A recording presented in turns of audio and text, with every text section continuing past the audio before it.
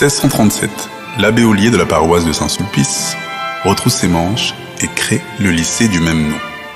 Le projet est simple, l'éducation chrétienne de la jeune populace. Cette douce enseigne fait son chemin et perdure jusqu'à aujourd'hui. Qu'il en soit ainsi.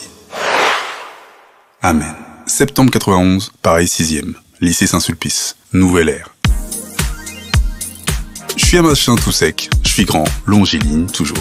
Et j'arrive dans un lycée de bobos, semi-privé, Saint-Sulpice. Grand B, toujours à mes côtés, et je situe ce lycée coincé entre le jardin du Luxembourg, la fac d'Assas, la Fnac de Montparnasse, et tout près de la rue du Cherche-Midi. Ce qui est chiant, c'est toujours la même chose, recommencer tout à zéro. Je suis toujours autant réservé, mais bon, c'est pas grave, je m'y colle. Et comme d'hab, j'essaie de faire le mec discret, le mec dans son coin.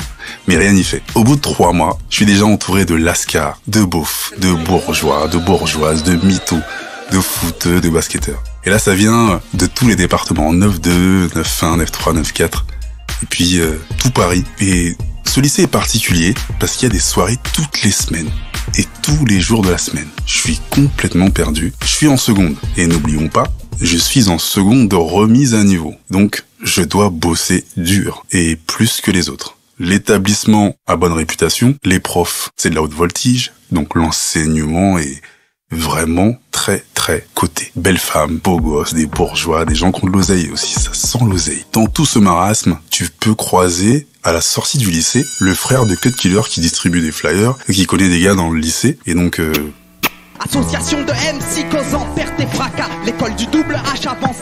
Tu te dis putain mais je suis où? Et il y a aussi une meuf dont je suis amoureux transi en scred. Emma de Cône, elle est là. Et moi, je suis fan de son daron et je la regarde tous les jours. Je suis comme un ouf. Et ce qui est marrant, c'est que à la sortie de l'école, tu croises un mec qui vient la chercher, qui l'embrasse et tout. Un mec avec les cheveux en l'air. Je me dis, mais c'est qui ce gus qui vient, qui prend ma femme comme ça? En fait, j'apprends quelques mois plus tard que c'est Sinclair. Je me dis, waouh, c'est un musicien le mec et tout. Ah ben il fait du bon son. Enfin bref.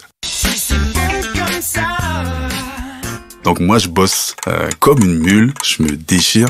Et finalement, ma classe, qui est en remise à niveau, comme je le disais, on arrive à être presque au-dessus des autres secondes.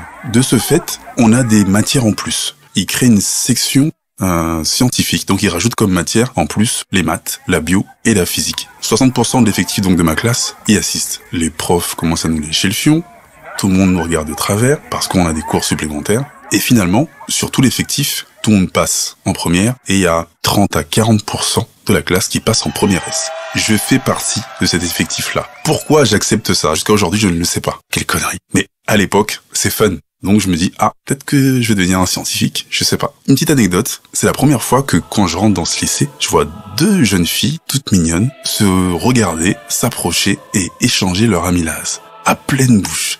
Et je me dis, mais qu'est-ce que c'est? Je suis en enfer, c'est quoi? Et oui, j'apprends à comprendre que ce sont des lesbiennes, je ne savais pas. Ok, tout cela pour arriver donc en fin d'année. Le Dirlo est tellement content du niveau de l'école, et d'une autre également, qu'il organise comme les ricains un bal de fin d'année. Ce qu'il ne sait pas, c'est que dans son enceinte, dans son enseigne, il y a vraiment beaucoup de lascars. Très gentils en apparence, mais nos relations s'étendent dans toutes les banlieues, dans tout Paris.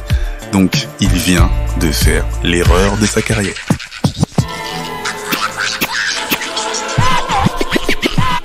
La chronique du gouffre. Les chroniques du gouffre. Les chroniques du gouffre.